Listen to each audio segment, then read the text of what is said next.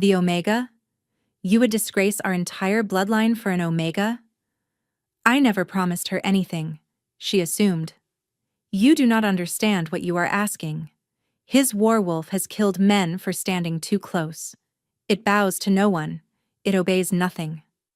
Then explain to me, Elder, why the beast that answers to no command knelt before her in silence. She had spent her entire life being told she was the lowest of their kind, an Omega without value, a woman no Alpha would ever truly want. The commander let her believe she was different, special, his. He abandoned her in front of everyone without a second glance. What no one expected, what no one could have predicted, was that the Alpha King's legendary werewolf, the beast that had torn apart enemies and terrified allies alike, would walk through that crowd and bow its head to the broken Omega, as if she were the only soul in the world worth kneeling for. The sound of steel against steel rang through the training yards of Ironhold Keep long before the sun crested the eastern mountains. Alara moved through the drill with practiced precision, her blade catching the pale morning light as she deflected a strike aimed at her ribs, pivoted on her back foot, and drove her shoulder into her opponent's chest. The soldier stumbled backward, his eyes wide with surprise. She did not give him time to recover. Her sword swept low, hooking behind his ankle, and he hit the frozen ground with a grunt that echoed across the silent yard. Alara pressed the tip of her blade to his throat. "Yield," she said. The soldier's jaw tightened. She could see the conflict in his eyes, the humiliation of being bested, made worse by who had bested him. "I yield," he muttered through clenched teeth. Alara stepped back, sheathing her weapon in one fluid motion. Around her, the other soldiers had stopped their own drills to watch. Some looked impressed despite themselves. Most did not bother hiding their contempt. "Not bad for a little Omega." The voice cut through the cold air like a serrated knife. "Tell me, Alara, do you practice so hard because you actually believe you belong here? Or because you know you never will?" Alara did not need to turn to recognize the speaker. Lady Ravenna descended the stone steps from the observation platform, her silver cloak trailing behind her like liquid moonlight. Two noble daughters flanked her, their smiles sharp as broken glass. Ravenna was everything Alara was not. The daughter of the High Chancellor, a beta of impeccable breeding, beautiful in the way that weapons were beautiful. Designed to wound. "I practice," Alara said, keeping her voice level, "because skill does not care about rank." "Skill?" Ravenna laughed, a sound like shattering crystal. "You think skill will change what you are? You could defeat every soldier in this keep, and you would still be an Omega. You could fight until your hands bleed, and no Alpha of standing would ever claim you as anything more than a warm body for cold nights." The soldiers nearby shifted uncomfortably. A few chuckled under their breath. Alara felt the familiar heat climb her neck, the old shame that never quite faded no matter how many times she faced it. But she had learned years ago that showing pain only invited more of it. "Perhaps," Alara replied, meeting Ravenna's icy gaze. "But at least when I walk through these yards, men remember my blade. When you walk through, they only remember to look away before your father notices them staring." The silence that followed was sharp enough to cut. Ravenna's smile froze, then twisted into something uglier. She stepped closer, close enough that Alara could smell the rosewater on her skin. "Enjoy your little victories, Omega," she whispered. "The claiming moon is in 3 weeks, and when Commander Theron walks past you to choose someone worthy of his bloodline, I want you to remember this moment." She turned and glided away, her entourage following like shadows. Alara stood motionless in the center of the training yard. Theron. The name alone was enough to make her breath quicken. "He would not walk past me," he promised. But even as she thought it, a small voice in the back of her mind whispered what she had always been too afraid to admit. Did he, though? Did he ever actually promise? She remembered the first time Theron spoke to her, Ilara had been 15, newly assigned to the Keeps training program as one of the few Omegas ever permitted to train alongside soldiers. It was an experiment, the commanders had called it. A test to see whether Omegas could serve any purpose beyond domestic labor and breeding. Most expected her to fail within the first week. Theron had been 20 then, already a rising star among the officers. Golden-haired, green-eyed, with a jaw that looked carved from marble and a smile that made women forget their own names. He had found her behind the armory that day, sitting in the dirt with blood dripping from her nose and tears she refused to let fall burning in her eyes. "They hit you," he had said. "Not a question. I fell." The lie tasted like copper. Theron had crouched beside her, close enough that she could smell sandalwood and leather, and pressed a clean cloth to her face with a gentleness that startled her. "You are a terrible liar, little wolf." No one had ever called her that. Omegas were not wolves. Omegas were sheep, servants, shadows. But he had looked at her like she was something more. "You know what I see when I watch you train?" he had said. "I see someone who refuses to stay down. That is rarer than you think. Do not let them take that from you, Ilara." She had fallen in love with him in that single moment. Over the years that followed, Theron became her anchor. He would appear during her training sessions, offering quiet corrections.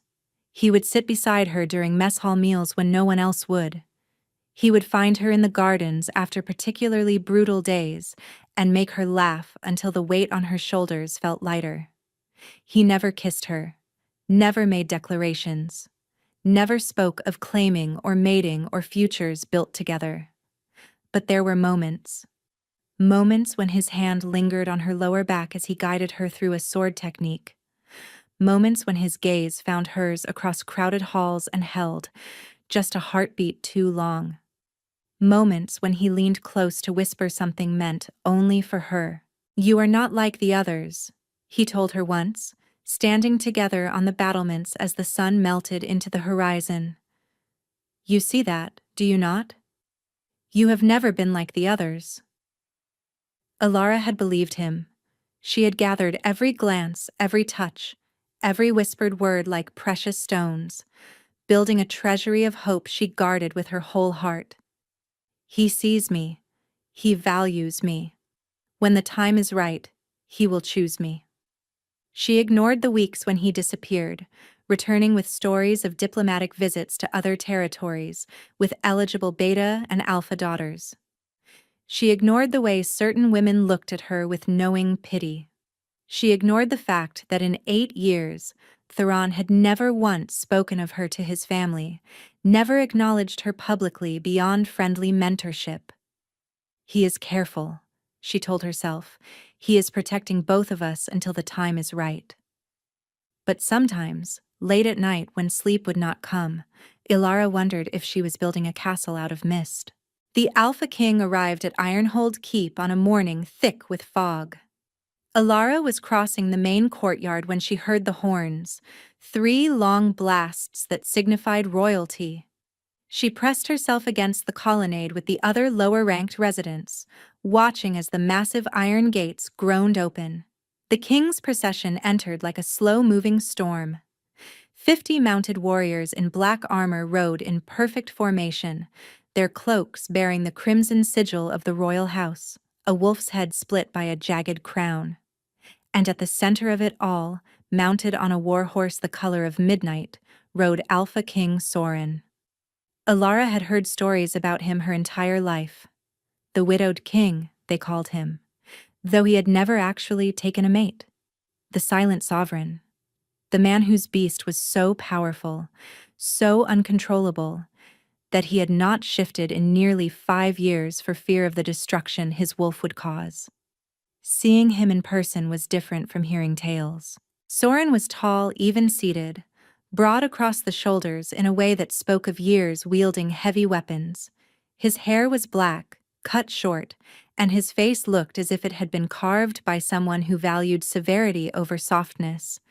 Dark brows, A nose that had been broken at least once, a jaw shadowed with stubble. But it was his eyes that stopped her cold.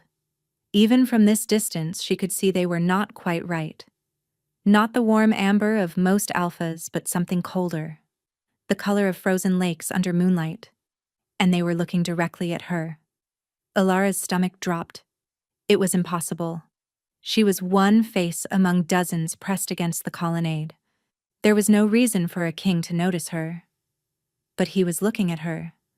She could feel it the way she could feel the cold seeping through her clothes. A weight. A pressure.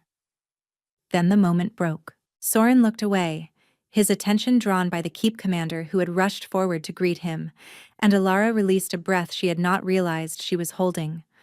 Over the following days, she began to notice things. Soren attended the training sessions, watching from the elevated platform reserved for visiting dignitaries. His face revealed nothing. He spoke to no one beyond what courtesy demanded. But Ilara sensed his attention find her, again and again, tracking her movements as she sparred, as she drilled, as she picked herself up from defeats. She noticed him in the corridors, rounding corners at moments that felt too coincidental. She noticed him in the great hall during meals, his frost-colored gaze drifting toward the lower tables where omegas were permitted to eat. He is watching everything, she told herself. He is a king. Kings observe. It means nothing. But there was something else that made her uneasy. The war wolf. Ilara had heard the soldiers whispering about it in the barracks at night. They say he lost control 5 years ago, killed 8 of his own guards before they could subdue him. I heard he has not shifted since. The beast is too strong. If he lets it out again, no one knows what it will do. Ilara had heard it herself. A sound like grinding boulders, like thunder buried underground. A growl that vibrated through the stone floor of her quarters and made her wolf stir in a way it never had before. Her wolf, the small, quiet presence she had always been told was a mark of her weakness, had lifted its head at that sound. And instead of fear, Ilara had felt something she could not name, something warm. On the 5th night of the king's visit, Ilara walked the battlements alone, seeking air after another day of Ravenna's cruelties and Theron's confusing silences. She stopped at the eastern tower, leaning against the parapet to stare at the stars. That was when she heard it. Breathing, heavy, wet. She turned slowly and found herself staring at the largest wolf she had ever seen. It stood in the shadows of the tower doorway, nearly as tall as she was at the shoulder. Its fur was black as void, its eyes that same frozen color she had seen in the king's face. The war wolf. It was out. Loose. Standing 10 feet away from her with nothing between them but cold air. Ilara could not breathe. The wolf stepped forward, its massive head low, its gaze fixed on her with terrible intensity. "Run!" her mind screamed. "It has killed before. It will kill you." But her body would not obey. The wolf stopped. Its great head tilted, and something in its gaze shifted. Not hunger, not rage, curiosity. The wolf inhaled deeply, its nostrils flaring, and a sound escaped its throat. Not a growl. A whine. Low, soft, almost confused. Ilara did not move. The wolf stared at her for what felt like hours. Then, as silently as it had appeared, it turned and vanished back into the shadows. Ilara remained on the battlements until her legs stopped shaking. She could not stop thinking about the way the beast had looked at her, or the way her own wolf had risen to the surface, desperate to answer a call Ilara did not understand. The announcement came 6 days before the claiming moon. Ilara was in the armory, oiling her blade after the morning drills, when Mira burst through the door with a face flushed pink from running. "Ilara, the Great Hall. You need to come. Now." The Great Hall was already crowded when they arrived. Soldiers, servants, nobles, all pressed together in clusters, their voices a low hum of excitement. Theron stood on the raised platform. He was dressed in his formal commander's uniform, the deep green fabric trimmed with silver thread. His golden hair was swept back from his face, and he looked every inch the alpha heir his family had raised him to be. Beside the platform, seated in the chair of honor, King Soren watched with an expression carved from stone. "My brothers and sisters of Ironhold," Theron's voice rang through the hall. "The claiming moon approaches, a time of bonds forged and futures sealed." Alara felt her pulse stutter. "I stand before you today to make my intentions known." Theron's eyes swept the crowd, and when they found hers, they held. "At the ceremony, I will claim a mate." The hall erupted in murmurs. "She is not of noble birth," Theron continued. "She is not a beta or an alpha, but she has proven herself in ways that matter more than bloodlines." Ilara could not breathe. "Ilara of the training yards." Theron smiled and extended his hand toward her. "I choose you." The noise that followed was deafening. Ilara heard gasps, exclamations, a few scattered cheers. She saw Ravenna's face twist with fury. She saw Mira crying beside her. But all she could truly see was Theron. He chose me. After everything. After all these years. She walked toward the platform on legs that felt like they belonged to someone else. When she reached Theron, he took her hand and raised it high. "My future mate," he declared. "My chosen." The applause washed over her like a wave, and in the midst of that perfect moment, Ilara made the mistake of looking toward the chair of honor. King Soren was not applauding. He sat motionless, his frost-colored eyes fixed on her with an intensity that made her stomach clench. There was no anger in his expression, no jealousy, only something that looked, impossibly, like sorrow. As if he were watching someone walk willingly toward a cliff's edge. The carriage arrived 3 days before the ceremony. Ilara watched from the training yard as it rolled through the gates, an elaborate thing of polished mahogany and gold filigree, drawn by 4 white horses. "Who is that?" she asked the soldier beside her. He squinted at the carriage, then paled. "Lady Isolde Vantris, daughter of the Western Province governor." "Should I know her?" "Everyone knows her." He lowered his voice. "They call her the Collector. She has ended 6 engagements across the territories. Any man she sets her sights on, she takes." Ilara told herself it meant nothing. Theron had already declared his intentions publicly. Whatever this Isolde wanted, she was too late. But that night at dinner, Ilara understood. Lady Isolde was seated beside Theron at the high table. She was devastatingly beautiful. Hair the color of dark honey cascading over bare shoulders, her gown cut low enough to draw every eye in the hall. Her laugh, rich and musical, seemed designed to make other women feel small. Ilara watched from her place at the lower tables as Isolde leaned close to Theron, her fingers brushing his arm. She watched as Theron smiled at something the woman said. "It is nothing," she told herself. "He is being polite." But as the meal wore on, Ilara noticed things she wished she could unsee. The way Theron's eyes lingered where they should not. The way he refilled her wine glass himself. The way he had not looked at Ilara once since she sat down. "Careful." The voice came from beside her, soft and unexpected. Ilara turned to find a young woman she did not recognize, plain-featured with eyes that held sharp intelligence. "I am sorry?" "Your face." The woman nodded toward the high table. "You are showing everything. Isolde will see. She feeds on it." "Who are you?" "Neve. 3rd cousin to some minor lord, which makes me important enough to be here and invisible enough to notice things." She took a sip of wine.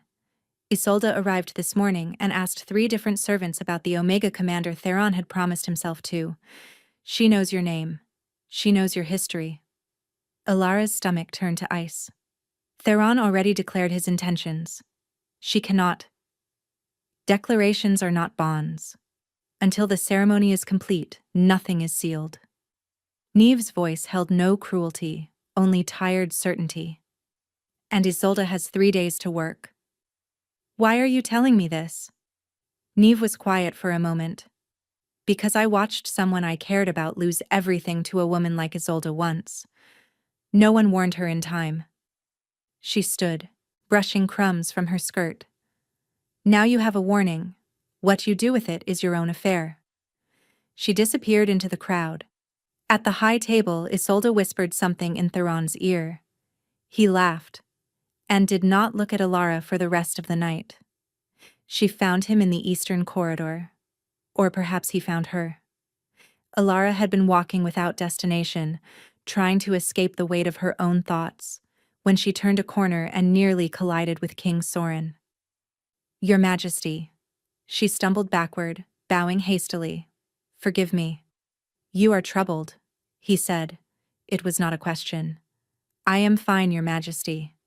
You are lying, Alara. Her name on his lips made something flutter in her stomach. She crushed it immediately.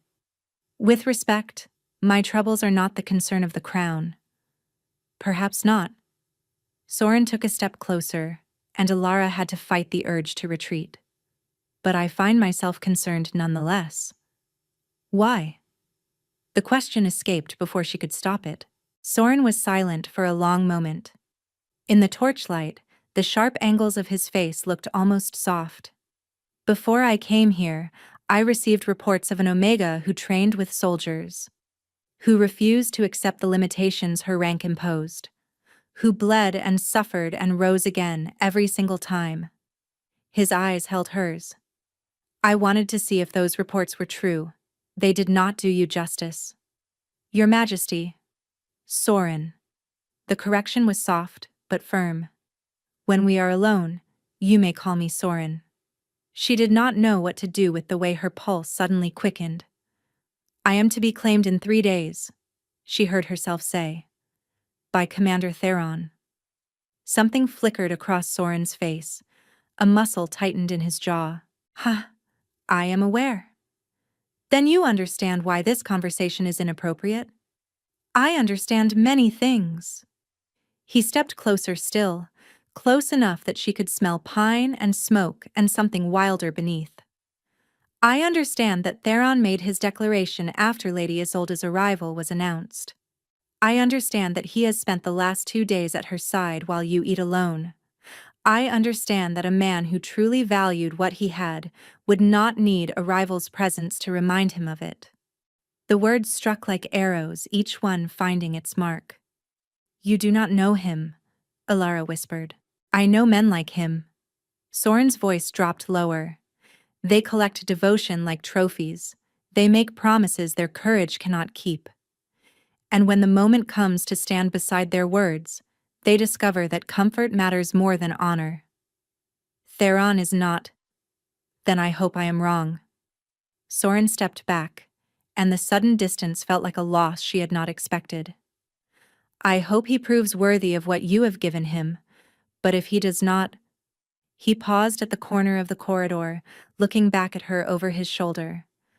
Know that there are those who see your worth, Alara, those who have seen it long before Theron ever pretended to. He disappeared into the shadows. Alara stood alone, her mind spinning. He is wrong, she told herself. Theron loves me. He will not falter. But that night, as she lay in bed staring at the ceiling, it was not Theron's green eyes she saw in the darkness. It was frozen lakes under moonlight, and somewhere in the east tower, a wolf began to howl. The night of the claiming moon arrived wrapped in frost and silence. Alara stood before the small mirror in her quarters, barely recognizing the woman who stared back at her. Mira had helped her prepare, weaving silver ribbons through her dark hair, lacing her into a gown of deep blue. You look beautiful, Mira whispered. He will not be able to look away. But Theron had been looking away for 3 days now. Tonight, she told herself as she walked toward the great hall. Tonight it will be real. The great hall had been transformed. Thousands of candles burned in iron chandeliers. The sacred circle had been drawn at the center of the marble floor. Ancient runes painted in oils that shimmered with an inner glow. The scent of burning sage and cedar filled the air. Every noble family in the territory had gathered. They lined the walls in their finest clothes, eyes sharp with anticipation. Alara took her place among the unclaimed. She was the only Omega among them. She felt the stairs like insects crawling across her skin. On the elevated platform at the back of the hall, King Soren sat in the throne of honor. His eyes found hers the moment she entered. She looked away first. Focus. Theron. Tonight is about Theron. The ceremony began. One by one, alphas and betas stepped into the sacred circle to make their claims. Names were called, hands were joined, bonds were declared. The night wore on. Alara's legs began to ache from standing. Then, finally, Commander Theron of House Valdrin, step forward and declare your claim. The crowd shifted, a ripple of anticipation moving through the hall. Alara straightened. She smoothed her gown with trembling fingers. She prepared to walk forward. Theron stepped into the torchlight. He looked magnificent. Golden. Perfect. He did not look at her. Honored elder. Theron's voice rang clear. Honored witnesses, I come before you tonight with a heavy heart. Alara felt something cold slide down her spine. 3 days ago, I made a declaration in this very hall. A declaration I believe to be true. Theron paused. But the heart is not always wise. Sometimes promises are made that cannot be kept. No. The word screamed through Alara's mind, but her lips would not move. I stand before you tonight not to claim the one I named, Theron continued, but to withdraw my declaration. This season, I claim no one. The silence that followed was absolute. Then the whispers began. He abandoned her. The Omega. He actually abandoned the Omega. I told you she was a fool to believe. Alara could not breathe. She stood frozen at the edge of the circle, exposed before hundreds of witnesses. Every nightmare she had ever had made manifest. He promised. He promised me. She searched the crowd desperately. Her eyes found Isolde standing near the platform, her lips curved in satisfaction.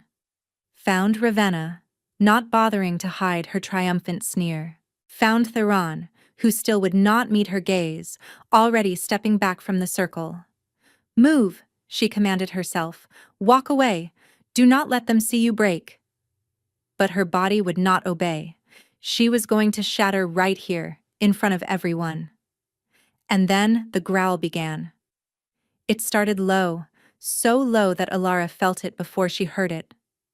A vibration in the floor, in the walls, in her very bones. The crowd went silent. The candles flickered. And from the shadows behind the royal platform, something massive began to move. The screaming started before anyone could see what was coming. Alara watched in frozen horror as the beast emerged from the darkness. The war wolf, Soren's wolf, the creature that had haunted Ironhold's whispers since the king's arrival. It was enormous. Its shoulders rose higher than a man's head. Its fur was black as the void between stars, and its eyes blazed with that terrible pale light. Nobles scattered like leaves before a storm. Women shrieked. Men drew weapons they knew would be useless. Soren! The keep commander's voice cracked with terror. Control it! But when Alara looked toward the royal platform, the throne was empty. The king was the wolf. The wolf was the king. And it was walking directly toward her. Alara's legs finally unlocked, not to run, but to retreat, step by stumbling step, until her back pressed against the cold stone of a pillar. There was nowhere else to go. This is how I die. The thought was strangely calm. The werewolf stopped 3 feet away. It was so close she could see the individual hairs of its muzzle. Close enough to kill her in a single snap of its jaws. It did not attack. Instead, the wolf lowered its head and inhaled. A long, deep breath that seemed to draw in everything about her. Her scent, her fear, her heartbreak. And something in those pale eyes changed. The predatory focus softened. A sound escaped its throat, not a growl, but a whine. Low and mournful and confused, like a creature recognizing something it had lost long ago. Ilara stopped breathing. The war wolf, the beast that had killed a dozen men, slowly lowered its great body toward the ground. Its front legs folded beneath it. Its head bowed until its muzzle nearly touched the marble floor. And there, in the center of the sacred circle, before every noble family in the territory, King Soren's legendary warwolf knelt before the rejected Omega in absolute silence. No one moved. No one spoke. Slowly, without knowing why, Ilara reached out her hand. Her fingers touched the coarse fur between the wolf's ears. The beast shuddered beneath her touch, pressing its massive head into her palm with impossible gentleness. And inside Ilara's chest, her own wolf surged. Not the quiet, timid presence she had carried her entire life. Something stronger. Something that had been sleeping, waiting. It strained against her ribs with desperate urgency. It recognized this wolf. It knew him. Mate. The word blazed through her mind like lightning, foreign and impossible and absolutely true. Then the wolf began to shift. The transformation was almost graceful. Bones reshaping, fur receding, the massive form condensing until a man knelt where the beast had been. Soren. His clothes were torn, hanging from his frame in tatters. His breath came hard, but his eyes never left hers. I could not stop him, Soren said, his voice rough. I have controlled him for 5 years, caged him. But when that coward broke your heart, my wolf broke through every chain I had built. He reached up, his hand covering hers where it still rested on his head. He would not let you stand alone. Ilara's vision blurred with tears. What does this mean? Soren rose slowly, keeping her hand in his. It means what my wolf has known since we arrived at this keep. His thumb traced circles on her palm. You are my mate, Ilara. You have always been my mate. And if you will allow it, I would like to be the one who claims you tonight. The hall remained frozen. Somewhere in the crowd, Ravenna's voice rang shrill with disbelief. This is impossible. She is an Omega. She is nothing. Soren's head turned sharply, his eyes flashing with fury. She is everything. His voice carried through the hall like a blade. And the next person who speaks ill of her will learn exactly why my wolf has not been allowed to hunt in 5 years. The silence that followed was absolute. Soren turned back to Ilara, and his expression gentled. You do not have to answer now. I will not claim you as Theron did, with pretty words and hollow promises. He released her hand, stepping back. I offer you only truth. If you want me, I am yours. If you do not, I will ensure you leave this hall with every protection you deserve. Ilara stared at him. At this man who had watched her from shadows for years, who had warned her when no one else would, whose beast had broken through years of iron control rather than let her suffer alone. She thought of Theron, of his golden smile and empty promises. She thought of every crumb she had gathered, every hope she had built on sand. And she thought of the way her wolf was straining towards Soren with a desperation that felt like coming home. Yes, she whispered. Then louder. Yes, I choose you. Soren's eyes widened. Then a smile broke across his face, not the controlled expression of a king, but something raw and radiant. He took her hand again, turned to face the stunned hall, and spoke with a voice that rang from the rafters. Bear witness. I, Soren of the royal house, Alpha King of these territories, claim Ilara as my mate. Let no voice challenge this bond. She is mine, and I am hers, from this night until our last. The elder stepped forward on shaking legs and spoke the ritual words that sealed a claiming. When it was done, Soren lifted Ilara's hand to his lips. Come, he murmured. Let me take you away from here. Ilara let him lead her from the hall, past the gaping nobles, past Theron who stood frozen with a face the color of ash. She did not look back. The council convened at dawn. Ilara sat beside Soren in the council chamber, wearing a gown of deep crimson that had appeared in her quarters that morning. A gift from Soren in his colors, marking her as his. The council members did not bother hiding their hostility. This is unprecedented. Lord Aldrich, the eldest of the advisors, spoke with barely concealed contempt. A king claiming an Omega? There has never been such a union. Then history will be made today, Soren replied calmly. The bloodline must be considered. Lady Marin leaned forward. Omegas are weak. Their children are weak. You would dilute centuries of royal strength? Soren's expression did not change, but the temperature in the room shifted. Let me be clear, he said, his voice dropping to a register that made every council member straighten. I did not bring Ilara here to be debated. She is the choice my wolf made and my heart confirmed. But Your Majesty, I am not finished. The interruption died in the advisor's throat. I have heard you call her weak. I have heard you call Omegas inferior. And I wonder if any of you have bothered to ask why Ilara is the only Omega in our kingdom's history to complete military training. Why she has defeated soldiers twice her size. Why my warwolf knelt at her feet. He let the silence stretch. You see weakness because you have been taught to see weakness. I see a woman who has been beaten down every day of her life and refused to stay fallen. I see strength you cannot comprehend. I see my mate. Ilara blinked back the burning in her eyes. The claiming is complete, Soren continued.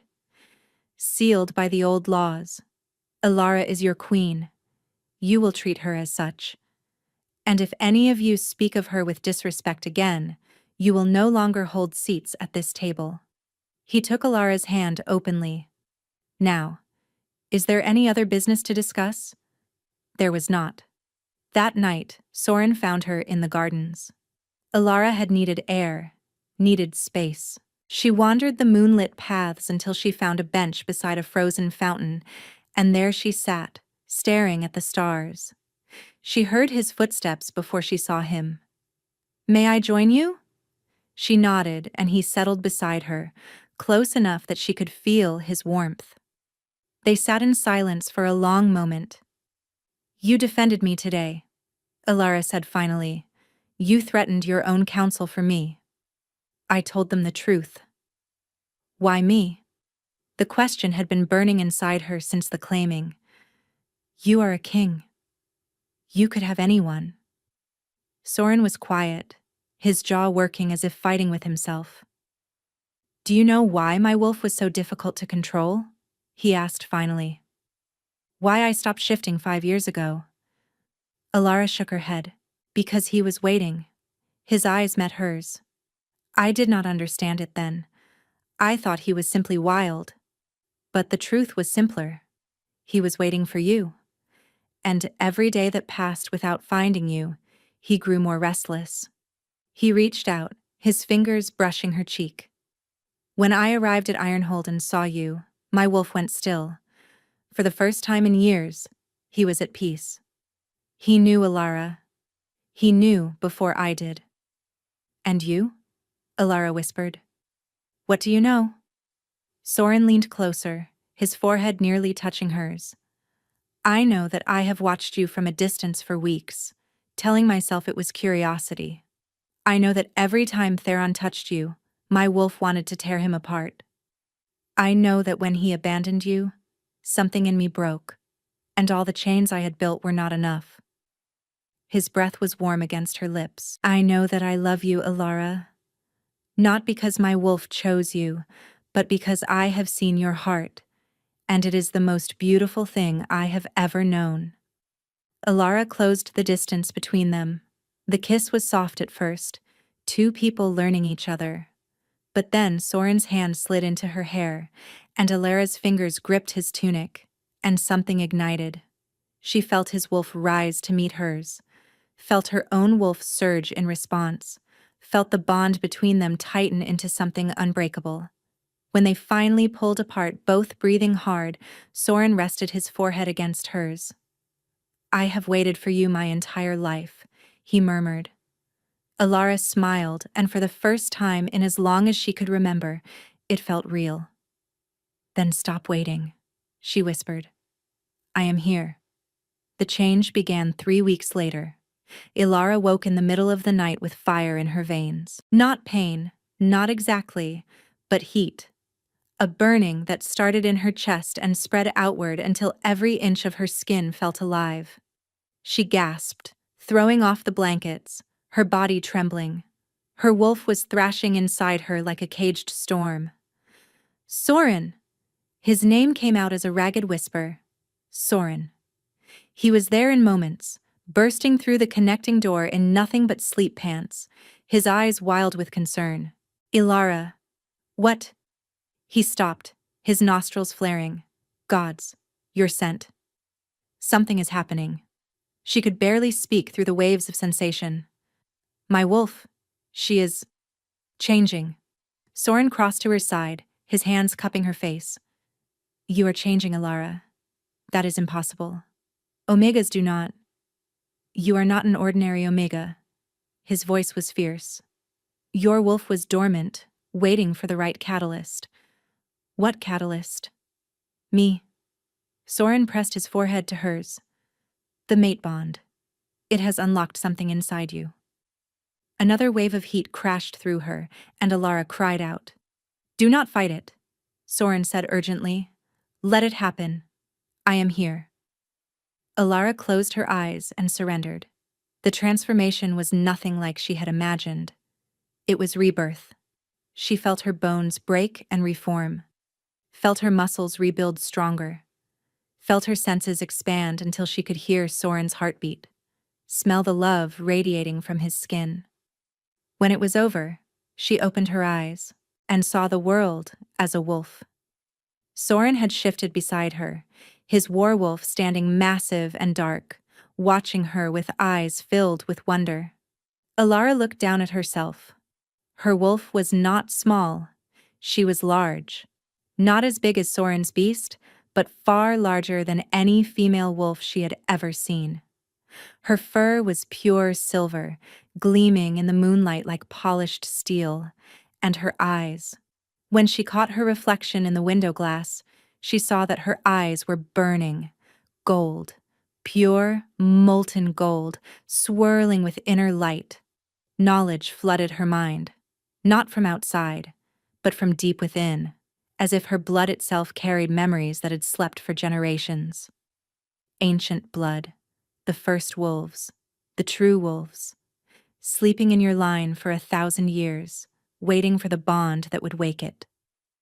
She did not know how she knew. Perhaps it had always been there, buried deep.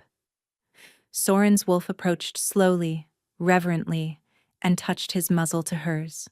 Through the bond, she felt his emotion, shock, joy, pride so fierce it nearly overwhelmed her.